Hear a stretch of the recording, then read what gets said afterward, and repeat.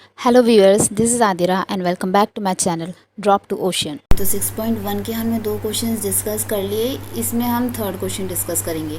ठीक है, वो नहीं देखा हो तो डिस्क्रिप्शन बॉक्स में लिंक दे दूंगी, उसमें से भी वो क्वेश्चंस जाके देख लेना। अब आ जाओ इस क्वेश्चन पे।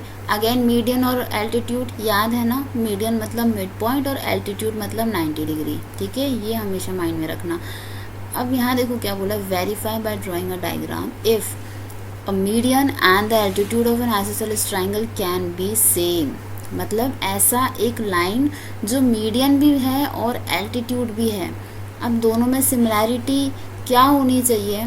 जो मीडियन है वो क्या करता है, बाइसेक्ट करता है अपोजिट लाइन को, और एल्टीट्यूड नहीं करता, नॉट बाइसेक्ट, है ना।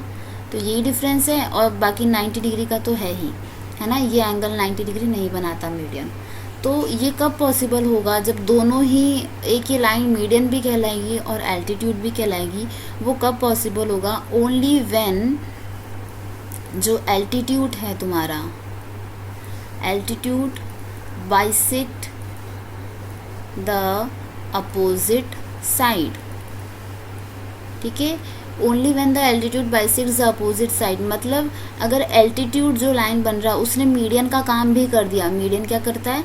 अपोजिट लाइन को बाइसेक्ट करता है। अगर एल्टीट्यूड ऐसा आप ड्रॉ करो कि वो अपोजिट लाइन को बाइसेक्ट भी कर रहा है और 90 डिग्री भी बना रहा है, मतलब दोनों ही कंडीशन वो फुलफिल कर रहा है, इन दैट केस एक ही जो लाइन है वो मीडियन भी बन जाएगा, एल्टीट्यूड भी बनेगा। तो इसमें एक तो तुम्हारा इक्विलेटरल ट्राइंगल जिसकी सारी साइड्स इक्वल होती है, और आइसोसेलेस ट्राइंगल ये भी बन सकता है, इसमें भी हम बनाएंगे। अब एक बार एग्जांपल देख लेते हैं। यहाँ मैंने ट्राइंगल ड्रॉ किया। अब आइसोसेलेस की बात करते हैं। अगर मान लो ये 8 सेंटीमीटर है, ये भी 8 सेंटीमीटर है, और ये अगर मान लो 6 सेंटीमीटर है। ठीक है, कोई भी ट्राइंगल नेम दे देते हैं ABC। ये 6 सेंटीमीटर है। अब ये इस तरीके से आपने ड्रॉ करना है। पहली चीज़ कि यहाँ का जो ये पॉइंट है, ठीक है, यहाँ से एकदम स्ट्रेट स्केल से एकदम लाइन खींचना। पहले कहाँ लाइन खींचोगे? ये 6 है, तुमने मेज़र करके ड्रॉ किया। 6 का हाफ कितना हुआ? 3। तो 3 जिस भी पॉइंट पे आ रहा है वहाँ तुमने डॉट लगाना। और ये जो A है ये तुम्हारा वर्टेक्स से यहाँ से एक स्ट्रेट लाइन खींच देना जो इसको ज्वाइन करेगी। अब स्ट्रेट है, परपेंडिकुलर मतलब ये 90 डिग्री बनना चाहिए, है ना। इस तरह से एकदम स्ट्रेट ड्रॉ करना। जैसे स्ट्रेट ड्रॉ करोगे तो ये तुम्हारा 90 डिग्री का एंगल भी बनाएगा। प्लस ये BC को क्या कर रहा है? इक्वली डिवाइड कर रहा है। ये 3 और ये 3 सेंटीमीटर हो जाएगा। तो बेसिकली ये जो इसका नाम दे देते हैं AD।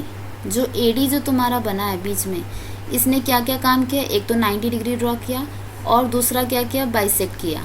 मतलब जो अपोजिट लाइन है दोनों को बाइसेक्ट किया। तो 90 डिग्री ड्रॉ करके ये क्या बन गया? एल्टीट्यूड। और बाइसेक्ट करा इसने तो ये क्या बन गया? मीडियन। इसने दोनों काम कर लिए, है ना।